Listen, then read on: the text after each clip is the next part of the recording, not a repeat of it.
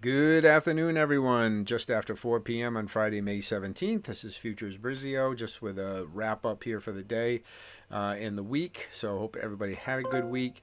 And this is just, I made a video earlier with just some of the setups for and conditions for today.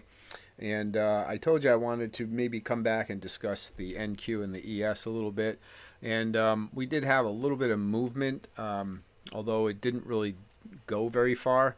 But I did want to point out a couple interesting things here. Now, usually these things travel pretty much in step with each other, and when they don't, that usually gives me a lot of room for pause to want to trade them, because, like I said, they do usually move pretty much the same. So let's go back to the ES for a second. So this is the 1 hour chart, and you can see, first I want to point out that we have this demand area that's sitting down here when price broke out of this range. If you look at the regular candlestick chart, there's definitely a big pull out of this range.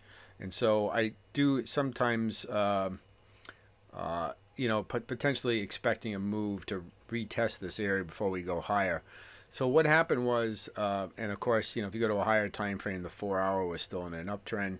But what happened was here down on the 5, we had this range basically that started yesterday, and we broke lower, broke out of it just a little bit. We can see the low put in, or the close put in here on the line chart on the actual price.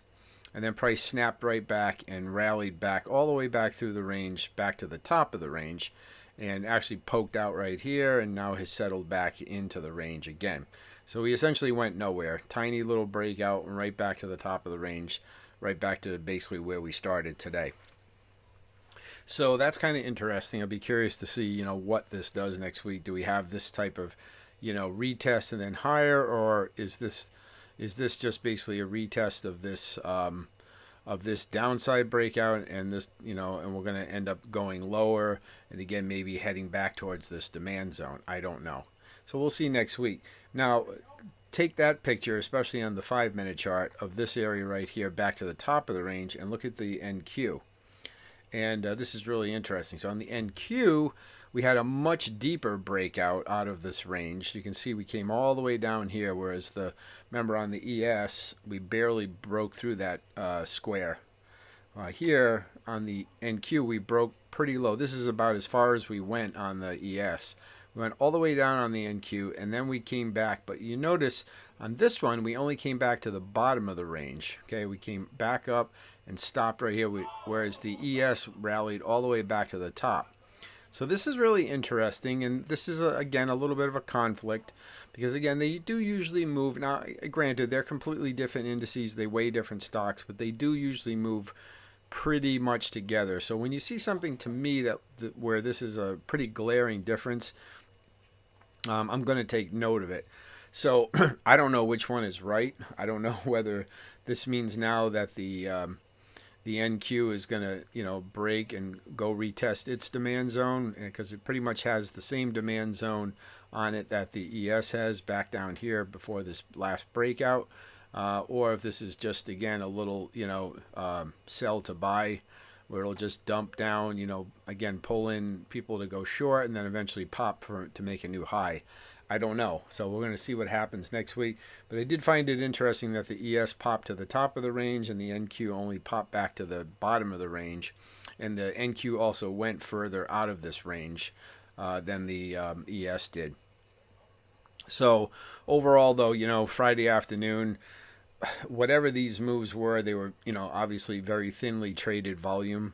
And so I didn't put any volume on here, but let's just pop this volume indicator on for a sec. And, you can see we had a little pop here.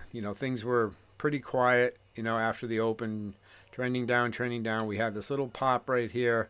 And then, the volume, spiked here for a few minutes, and then kind of, heading back to where it was before the breakout, and obviously towards the close now. So I'll be watching this next week to see if, where this goes from here, whether we get a big turn down.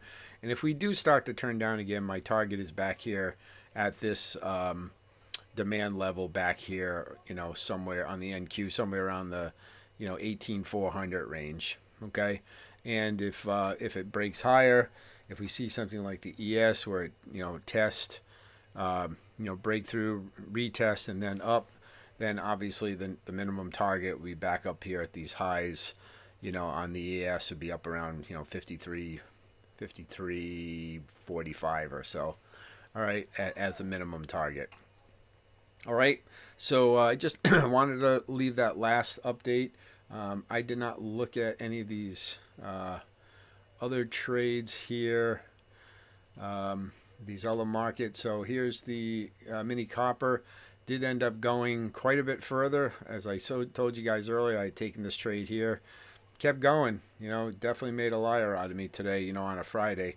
And same thing on nat gas, and same thing even on gold. It just continues to rocket up. So, yeah. So I'm going to leave it there, guys. And it was a good trading week. Kind of interesting. I'm still playing around with this stuff. Not exactly sure, where I'll settle with these, using these type of indicators. But they definitely give you a different way of looking at price. So, all right. So I'll leave it there, guys. Again, make sure you hit that like button, subscribe to the channel. Any questions, comments, leave them down below. And I hope you have a great weekend. We'll be back next week. Thanks, guys.